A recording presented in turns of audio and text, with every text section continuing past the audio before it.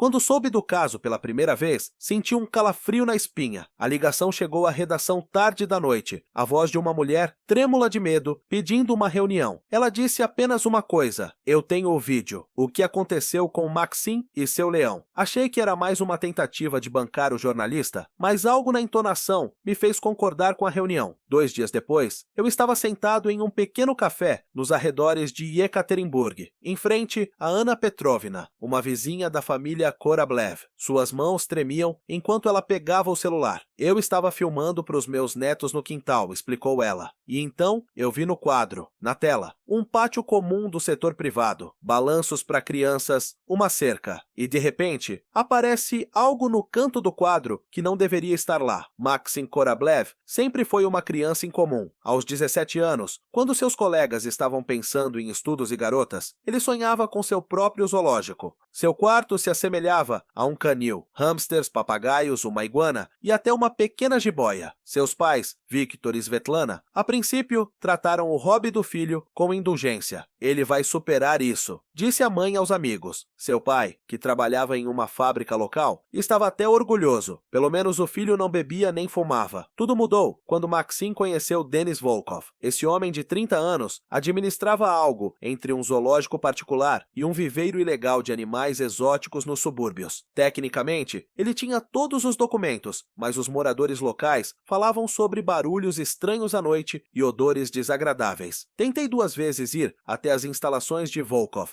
para escrever um artigo sobre zoológicos particulares, mas ele invariavelmente se recusava a ser entrevistado. Maxim começou a passar todo o seu tempo livre na casa de Volkov. Seus pais não se importaram no início. O adolescente estava ocupado fazendo algo pelo qual era apaixonado. É melhor com animais do que com más companhias, argumentou Victor. Sua mãe estava mais preocupada, mas o garoto parecia feliz. Ele falou sobre como estava ajudando a cuidar de pássaros raros, alimentando macacos, estudando os hábitos dos predadores. Havia uma luz especial em seus olhos. Os primeiros sinais de alarme soaram no início do inverno. Maxim começou a voltar para casa com arranhões e mordidas. Ele respondeu às perguntas dos pais de forma evasiva. Eles disseram que era algo comum quando se trabalha com animais. Então ele começou a pedir dinheiro. No início, pequenas quantias para comida, depois mais e mais. Denis disse que eu tenho talento para esse negócio, explicou o filho. Em breve, eu mesmo poderei começar algo sério. Foi então que a palavra leão apareceu pela primeira vez nas conversas de Maxim. No início, seus pais acharam que era um sonho, que adolescente não sonha em ter um leão. Mas Maxim falava sobre o assunto de forma cada vez mais persistente, citando números específicos, falando sobre raças e peculiaridades de criação. Além disso, ele afirmou que Volkov estava pronto para ajudá-lo a comprar um filhote de leão. Em fevereiro, Maxim anunciou aos pais que logo traria para casa um animal de estimação. Svetlana considerou isso apenas mais uma fantasia de adolescente, mas Victor ficou desconfiado. Na noite do mesmo dia, ele foi à casa de Volkov para esclarecer o relacionamento. O que ele viu no terreno do zoológico particular o chocou. Tive acesso a uma gravação de sua declaração ao policial do distrito, feita no dia seguinte. Era um verdadeiro inferno lá, contou-me Victor. As jaulas com predadores ficavam ao lado de um bloco de apartamentos. Volkov mantinha ali não apenas os animais exigidos pelos documentos, mas também vários gatos grandes. Em uma jaula, vi um leão jovem. Maxim estava ao lado da jaula e o alimentava com as mãos através das grades. Volkov me explicou que estava pronto para vender o filhote de leão por 100.000 rublos, e meu filho já havia feito um depósito. O escândalo em casa foi terrível. Maxim gritava que seus pais não o entendiam, que o leão era seu sonho e o sentido da vida. Ele ameaçou deixar a casa se fosse proibido de comprá-la. Svetlana chorou. Victor tentou explicar ao filho o quanto aquilo era perigoso. Ele disse que havia estudado tudo sobre a criação de leões, que Volkov havia lhe ensinado a lidar com predadores, lembrou sua mãe mais tarde. Maxim tinha certeza de que poderia lidar com isso. Um acordo inesperado foi encontrado. Maxim se ofereceu para levar o filhote de leão em um período de teste por 1 semana, para provar aos pais que ele estava pronto para tal responsabilidade. Se nada acontecesse durante esse período, a compra seria finalizada. Victor e Svetlana concordaram, esperando que o filho percebesse a complexidade da situação e desistisse da ideia maluca. O filhote de leão foi trazido em março. O filhote macho macho de 3 meses, chamado Simba, parecia um gatinho grande, brincalhão, fofo e inofensivo à primeira vista. Maxim preparou um quarto para ele no porão. Colocou uma gaiola, tigelas de comida e água. Nos primeiros dias, tudo correu bem. O filhote de leão era amigável, brincava com Maxim com prazer e se deixava acariciar. Os vizinhos sabiam do animal de estimação em comum, mas não levaram o problema a sério. Conversei com o policial distrital Alexei Morozov, que estava trabalhando no bairro na época. A solicitação chegou no 3º dia, ele me disse. O vizinho reclamou de grunhidos e odor desagradável. Cheguei e conversei com os pais. Não havia documentos do animal, mas eles prometeram resolver a questão nos próximos dias. O filhote de leão realmente parecia inofensivo. Elaborei um protocolo e dei a eles tempo para preparar os documentos. Os primeiros problemas começaram no 5º dia. Simba ficou mais velho e mais forte, mais rápido do que Maxim esperava. Suas brincadeiras se tornaram mais agressivas, suas garras mais afiadas, suas mordidas mais dolorosas. Os grunhidos noturnos incomodavam não apenas os vizinhos, mas também os donos. O filhote de leão exigia mais e mais carne, e seus excrementos enchiam a casa com um odor insuportável. Svetlana insistiu em devolver o animal, mas Maxim implorou para que ela lhe desse mais um tempo. O momento decisivo chegou no 7º dia. Reconstruí os eventos de acordo com os depoimentos das testemunhas e os materiais da investigação. De manhã, Maxim desceu para alimentar Simba, como de costume. O filhote de leão estava faminto e animado. A carne havia acabado na noite anterior e eles planejavam comprar um novo lote somente à tarde. Quando o adolescente abriu a gaiola para trocar a água, aconteceu algo que ninguém esperava. Simba pulou para fora da gaiola com tanta velocidade que Maxim não teve tempo de reagir. O filhote de leão não era agressivo, ele só queria brincar e explorar o território. Mas para um leão de 3 meses de idade, brincar significava pular, dar patadas e morder. Para o jovem de 17 anos, foi um desastre. Maxim tentou pegar o animal, mas só o deixou irritado. Simba entendeu isso como uma continuação do jogo e começou a se comportar de forma ainda mais ativa. Os gritos de Maxim atraíram a atenção de sua mãe. Svetlana desceu correndo as escadas até o porão e congelou de horror. Seu filho estava preso contra a parede por um filhote de leão que mordia seu braço, claramente sem perceber que ele estava machucado. O sangue escorria pelo chão e Maxim estava pálido diante de seus olhos, mas ele não gritava. Tinha medo de enfurecer ainda mais o animal. "Mamãe, não se mexa!" ele sussurrou. "Chame o Volkov."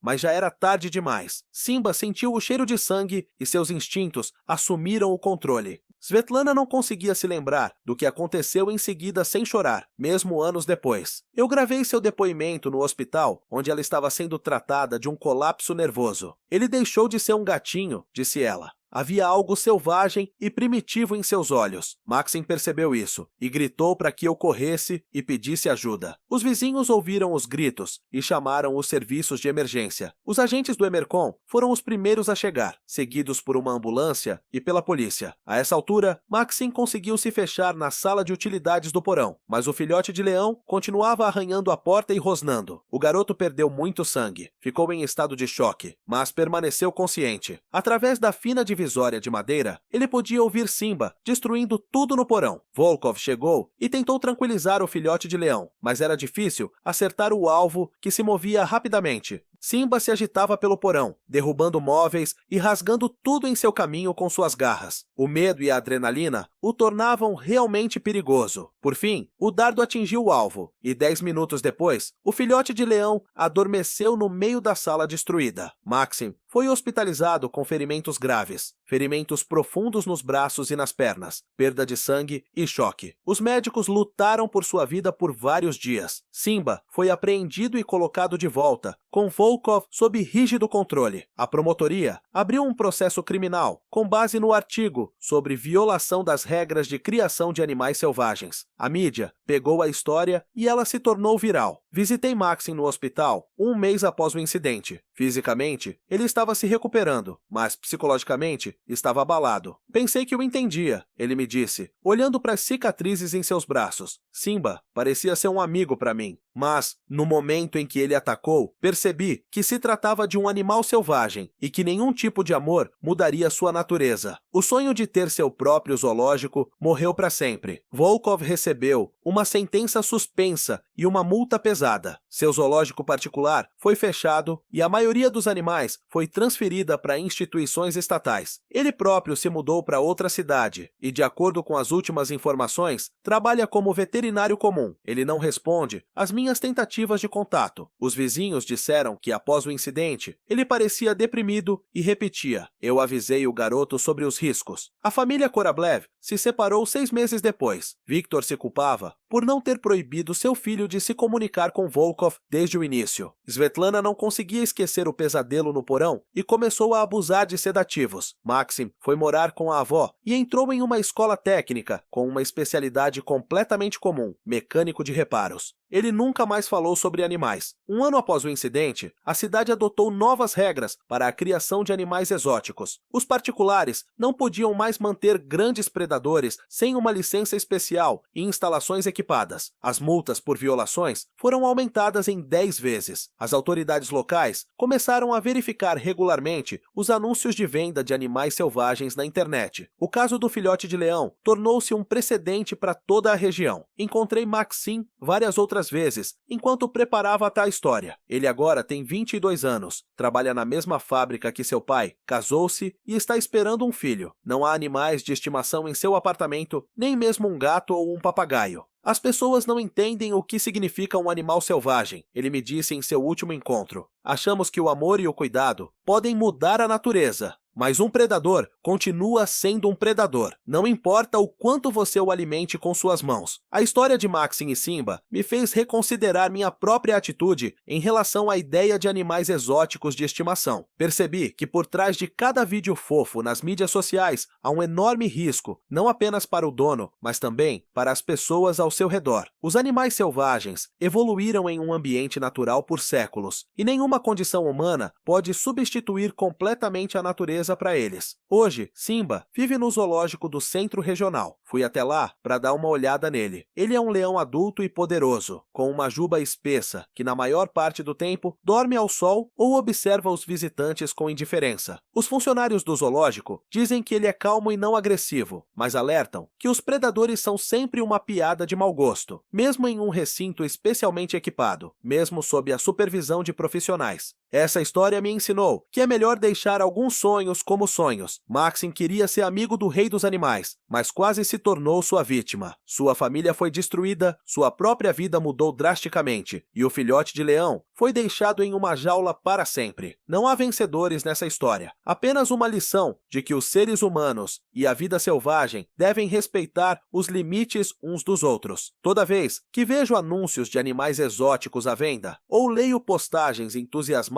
sobre predadores domésticos, lembro-me do porão da casa dos Korablevs e dos gritos de Maxim. A natureza não perdoa a autoconfiança, e o preço de um erro pode ser exorbitantemente alto para todos os participantes desse drama. No processo de investigação dessa história, fiquei sabendo de muitos detalhes que não entraram nos relatórios oficiais. Anna Petrovna, a vizinha que primeiro me contou o que havia acontecido, foi testemunha não apenas dos eventos dramáticos do dia do ataque, mas também de toda a cadeia de incidentes anteriores. Suas imagens de vídeo, que ela me mostrou naquele café, tornaram-se a chave para entender a rapidez com que a situação saiu do controle. A filmagem, feita 3 dias antes do ataque, mostra Maxim passeando com Simba no quintal em uma coleira feita em casa. O filhote de leão parece brincalhão, mas mesmo assim, há sinais de que o adolescente não consegue controlar totalmente o animal. Simba puxa a coleira com tanta força que Maxim quase cai várias vezes. Em um determinado momento, o filhote de leão corre em direção à cerca de um vizinho onde um gato está caminhando, e Maxim precisa de toda a sua força para conter o predador. Na época, pensei que deveria ter chamado imediatamente o serviço de captura de animais, admitiu Anna Petrovna. Mas Maxim parecia muito confiante.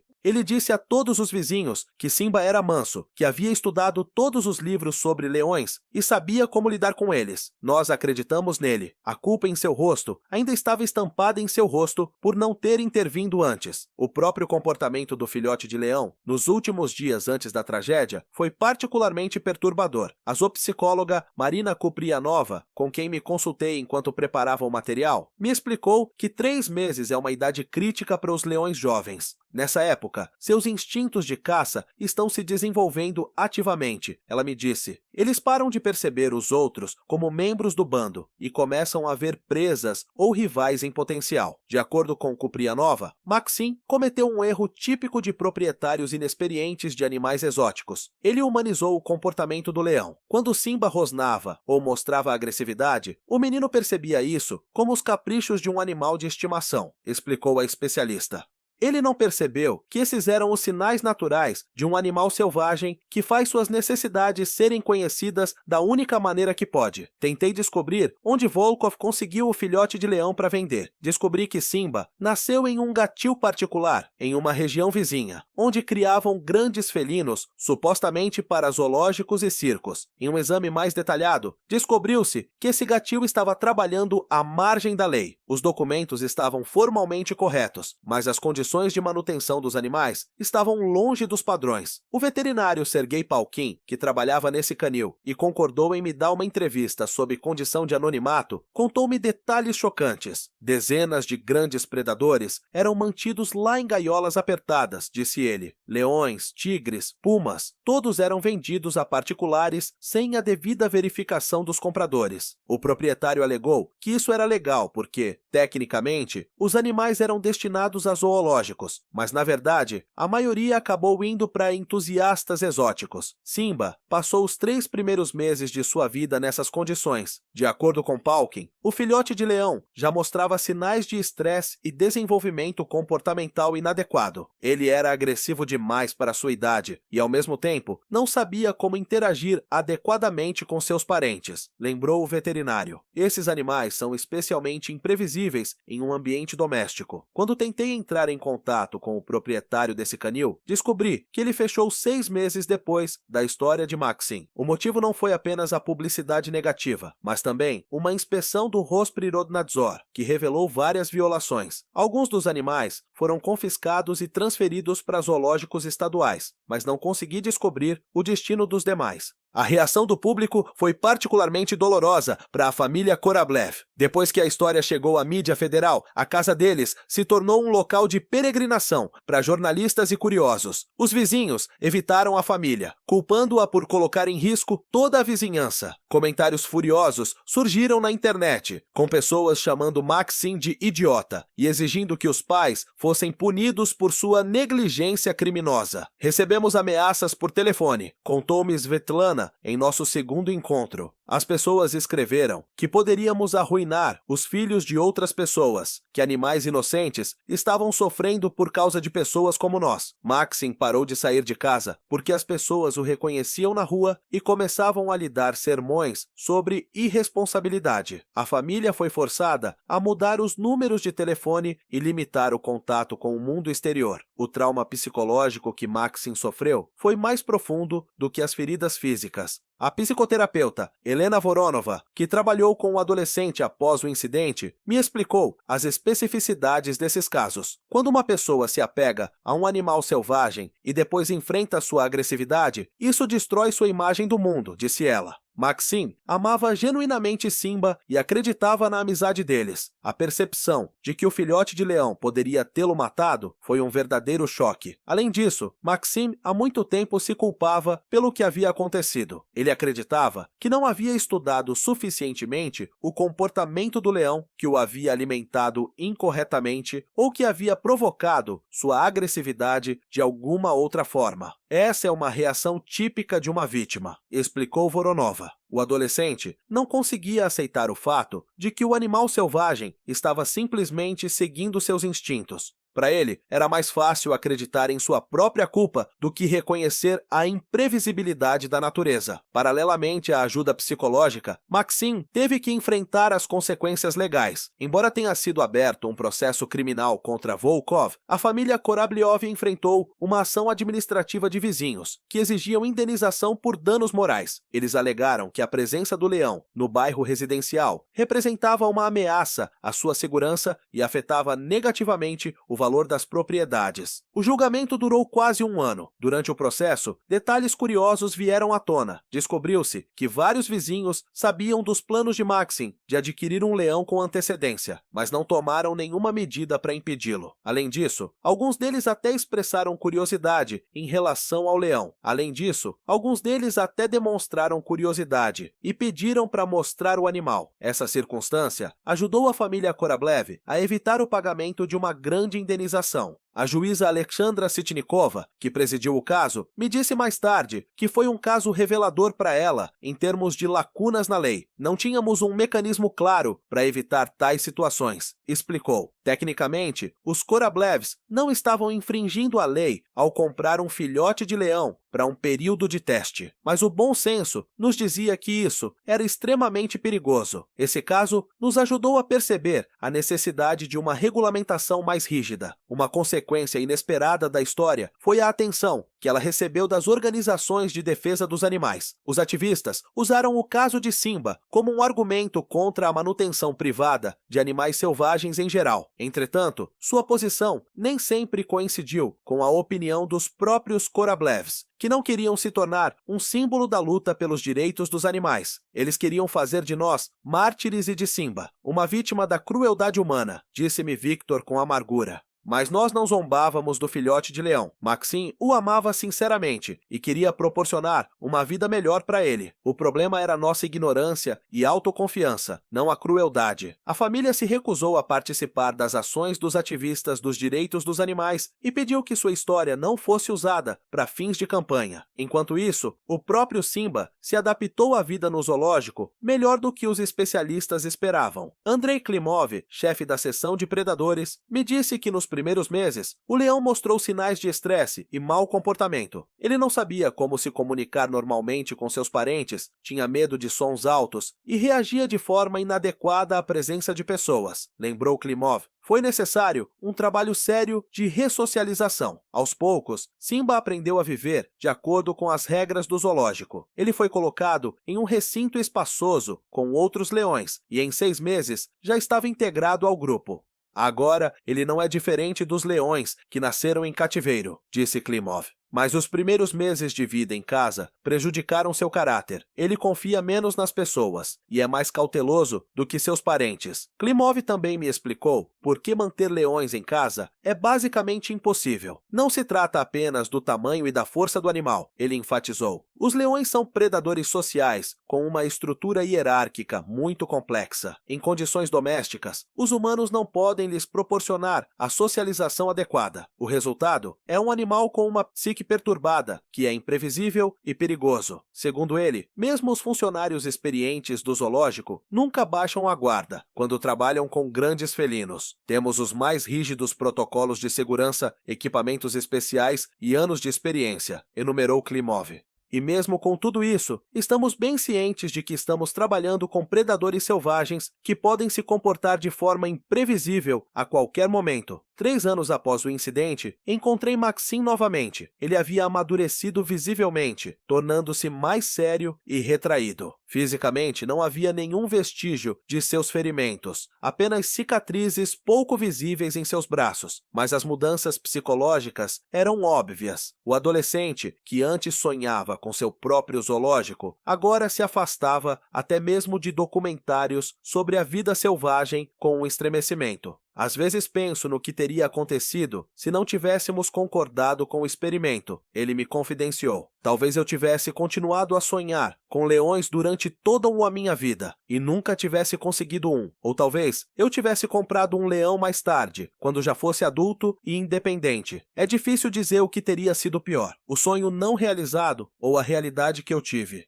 A parte mais difícil para Maxim tem sido aceitar o fato de que sua história se tornou pública. As pessoas me reconhecem na rua e começam a me dizer como eu deveria ter agido naquela situação, reclamou. Elas acham que sabem tudo melhor do que eu, mas elas não sentiram o peso das patas do leão em seus peitos, não viram suas presas de perto. Eles não entendem o que é realmente enfrentar a natureza selvagem. A história de Maxim e Simba foi um ponto de virada, não apenas para eles, mas para todo o sistema de regulamentação da criação particular de animais exóticos na região. As autoridades locais locais tornaram as regras mais rígidas, aumentaram as multas e introduziram inspeções obrigatórias das condições de alojamento. Esses incidentes se tornaram menos frequentes, embora o problema não tenha sido completamente resolvido até hoje. Enquanto trabalhava nesse material, percebi que a história de Maxim não é apenas uma história sobre a imprudência de adolescentes ou os perigos dos animais selvagens. É uma história sobre como o homem moderno perdeu o contato com a natureza e está tentando compensar essa lacuna com a posse de animais de estimação exóticos. Queremos estar mais próximos do mundo selvagem, mas nos esquecemos de que a natureza selvagem não pode ser domesticada. Toda vez que me lembro dessa história, penso em quantos Maxims existem em nosso país atualmente, adolescentes e adultos que sonham em ter seu próprio leão, tigre ou outro animal exótico. A maioria deles nunca decidirá comprar um, mas alguém certamente repetirá o erro da família Korablev.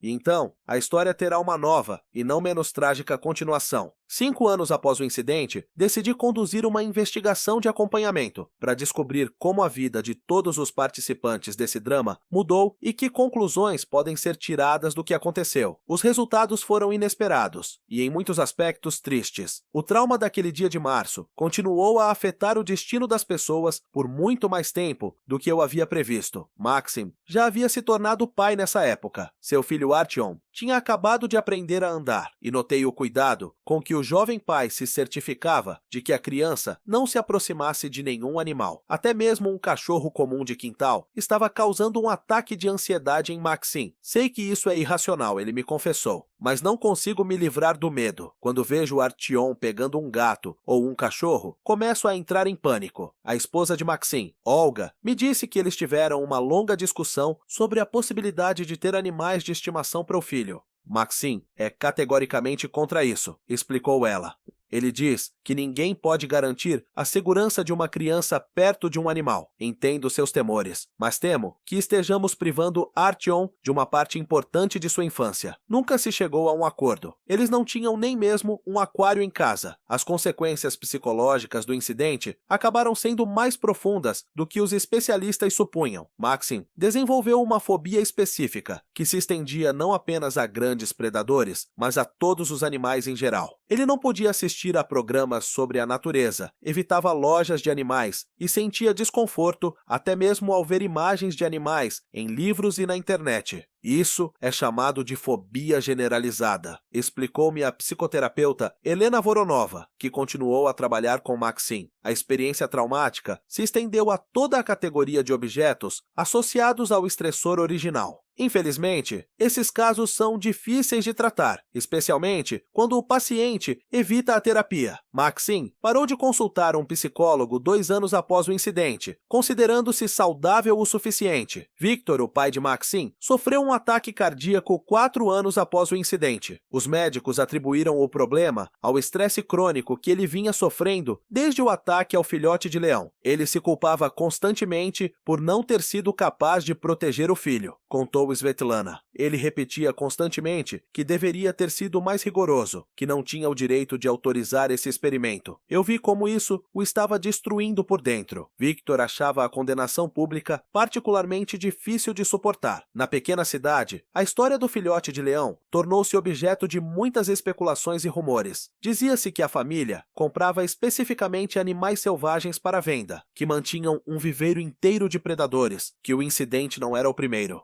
As pessoas inventavam versões inacreditáveis, lembrou Victor com amargura. Fomos acusados de todos os pecados mortais, mas nós só queríamos fazer nosso filho feliz. O divórcio dos pais de Maxim aconteceu de forma tranquila, sem escândalos, mas doloroso para todos os participantes. Svetlana não conseguia perdoar o marido por ter concordado em comprar um filhote de leão. Victor, por sua vez, acreditava que sua esposa não o apoiou em um momento difícil e sucumbiu à pressão pública. Nós nos tornamos estranhos, confessou-me Svetlana. Todos os dias, nos lembrávamos desse erro e não conseguíamos seguir em frente juntos. Após o divórcio, Svetlana mudou-se para outra cidade, trocou de emprego e praticamente parou de se comunicar com seus antigos conhecidos. Ela conseguiu um emprego como contadora em uma pequena empresa, alugou um apartamento de 1 quarto e tentou começar uma nova vida. Nos primeiros 2 anos, tive medo de contar aos meus colegas o que havia acontecido. Ela me confessou. Achei que eles me julgariam como uma mãe irresponsável, mas a descoberta mais inesperada foi o destino de Denis Volkov. Após o fechamento de seu zoológico particular e uma sentença suspensa, ele se mudou para outra região e conseguiu um emprego como veterinário em uma clínica comum. No entanto, 3 anos mais tarde, ele voltou a chamar a atenção das agências de aplicação da lei, dessa vez por comércio ilegal de aves raras. De acordo com o investigador encarregado do caso, Volkov não conseguia abandonar seu hábito de ganhar dinheiro com animais exóticos. Consegui localizar Volkov e falar com ele por telefone. Ele concordou em ter uma breve conversa com a condição de que eu não revelasse seu paradeiro. A história com Maxim mudou minha vida. Ele me disse: percebi que vender animais selvagens a particulares era brincar com fogo.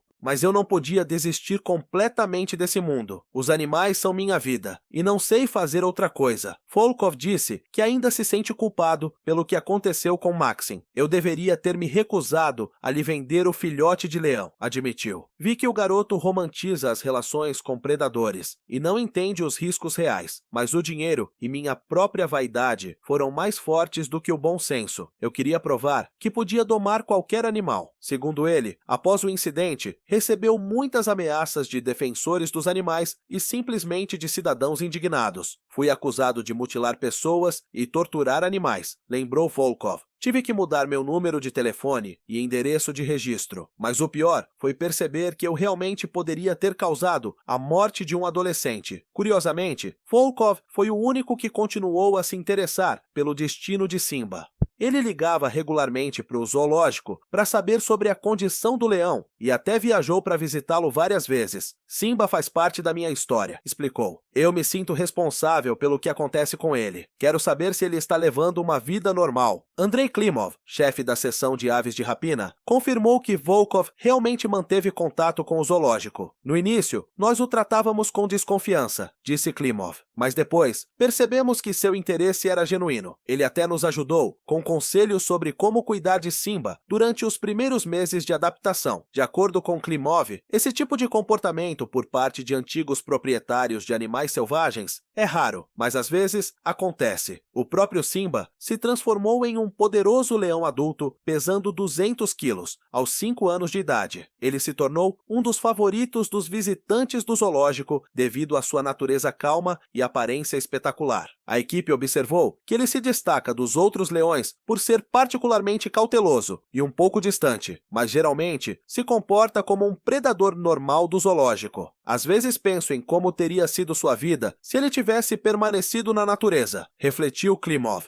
Mas nas condições modernas, a maioria dos leões vive em reservas ou zoológicos. De certa forma, Simba teve a chance de ter uma vida longa e segura, embora ao custo da liberdade. Ele disse que a expectativa de vida dos leões em cativeiro é significativamente maior do que na natureza. Paralelamente aos dramas pessoais dos envolvidos na história, surgiram implicações mais amplas. O caso de Maxim e Simba tornou-se um precedente para a mudança da legislação não apenas em sua região, mas também em nível federal. O deputado estadual da Duma, Alexei Morozov, incluiu a história na justificativa de uma lei para tornar mais rígidas as regras para a criação de animais selvagens. Percebemos que as normas existentes não garantem a segurança dos cidadãos, explicou-me Morozov. A história do filhote de leão mostrou que há um abismo entre o desejo de uma pessoa de ter um animal de estimação exótico e a possibilidade real de garantir a segurança. A lei deve proteger as pessoas de suas próprias decisões precipitadas. As novas regras, de fato, tornaram praticamente impossível manter grandes predadores em particular. Entretanto, o problema não foi completamente resolvido. Examinei as estatísticas de incidentes com a vida selvagem nos 5 anos desde o caso de Maxim e descobri que esses incidentes continuam ocorrendo, embora com menos frequência. As pessoas estão encontrando maneiras de contornar as novas restrições, comprando animais de outras regiões ou mantendo-os sem registro oficial. A veterinária isopsicóloga Marina Kuprianova, com quem mantive contato ao longo dos anos, explicou-me as raízes psicológicas desse fenômeno. O desejo de possuir um animal selvagem é uma tentativa humana de se sentir especial, de se aproximar da natureza, que perdemos na civilização urbana, disse ela. As pessoas estão em busca de emoções e experiências únicas. Infelizmente, elas subestimam os riscos e superestimam as oportunidades. Adolescentes e jovens adultos que ainda não aprenderam a avaliar de fato o perigo são particularmente vulneráveis, disse ela. Na idade deles, parece que tudo é possível, que o amor e a perseverança podem superar qualquer obstáculo, explicou Kuprianova. A história de Maxim mostra que a natureza não faz exceções para boas intenções. Uma das consequências inesperadas da história foi o surgimento de vários centros de reabilitação na região para pessoas afetadas por ataques de animais. Os psicólogos perceberam que esses traumas exigem uma abordagem especial, diferente da terapia usual para estresse pós-traumático. Quando uma pessoa é atacada por um animal selvagem que ela pensava ser seu amigo, isso destrói a confiança básica no mundo, explicou o diretor de um desses centros. Também descobri que a história de Maxim e Simba afetou os zoológicos e circos da região. Muitos deles reforçaram as regras para os visitantes, melhoraram os sistemas de segurança e começaram a realizar mais programas educacionais sobre o comportamento dos animais selvagens. Percebemos que não é suficiente apenas mostrar os animais, disse o diretor do zoológico regional. Precisamos explicar às pessoas por que esses animais devem permanecer selvagens. Os professores de biologia das escolas foram particularmente ativos nesse sentido. Muitos deles começaram a usar a história de Maxim como ilustração para aulas sobre comportamento animal e ecologia. As crianças devem entender a diferença entre animais domésticos e selvagens não apenas teoricamente, mas também emocionalmente, explicou-me a professora de biologia, Tatiana Smirnova. A história do filhote de leão os ajuda a perceber a seriedade desse tópico. 6 anos após o incidente, encontrei Maxim pela última vez para esta matéria. Ele concordou com a entrevista com a condição de que eu não mencionasse seu atual local de residência e trabalho. Ele havia mudado muito ao longo dos anos. Tornou-se mais retraído, sério e evitava falar sobre assuntos relacionados a animais ou à natureza. Muitas vezes penso no que teria acontecido se as coisas tivessem terminado de forma diferente, ele me confidenciou. Se o Simba tivesse me matado ou mutilado um dos meus vizinhos, talvez assim as pessoas tivessem entendido melhor os perigos de tais experimentos. Ou talvez minha morte tivesse sido em vão e outra pessoa tivesse cometido o mesmo erro. Não havia arrependimento em sua voz, apenas o cansaço de um homem que havia enfrentado a realidade cedo demais. Maxim disse que ainda recebe cartas de pessoas que querem ter animais exóticos e lhe pedem conselhos. Elas acham que, como eu já passei por isso, posso ajudá-las a evitar erros, explicou. Mas eu digo a todos uma coisa, não façam isso, não dê ouvidos a ninguém, não acredite em ninguém. Os animais selvagens devem permanecer selvagens. Seu filho Artyom já havia crescido e começado a fazer perguntas sobre os animais. Maxim e Olga decidiram que não esconderiam a história da família da criança, mas a contariam quando ela tivesse idade suficiente para entender. Quero que ele saiba a verdade, mas não quero que meus medos sejam transmitidos a ele, explicou Maxim. Cada pessoa tem que determinar sua própria atitude em relação à natureza. No final de nossa conversa, Maxim disse uma frase que se tornou para mim a quintessência de toda a história. Achamos que podemos domar a natureza selvagem, mas na verdade a natureza selvagem nos domina. Ela nos mostra quem realmente somos, não mestres da natureza, mas parte dela, sujeitos às mesmas leis de sobrevivência. Essa história mudou não apenas a vida das pessoas diretamente envolvidas, mas também minha compreensão da relação entre os seres humanos e a vida selvagem. Ao trabalhar com o material ao longo dos anos, percebi que o desejo de se aproximar do mundo selvagem é uma necessidade humana natural, mas deve ser realizado de maneira segura. Zoológicos, reservas naturais, documentários, tudo isso nos dá a oportunidade de entrar em contato com a natureza sem colocar em risco a nós mesmos ou aos animais. A história de Maxim e Simba continua. O jovem constrói sua vida, tentando esquecer a experiência traumática. O leão vive no zoológico, sem saber o papel que desempenhou no drama humano. E em outro lugar, outro adolescente está sonhando com seu próprio leão, sem saber como esses sonhos podem terminar. O círculo pode se fechar a qualquer momento, e minha tarefa como jornalista é garantir que isso não aconteça.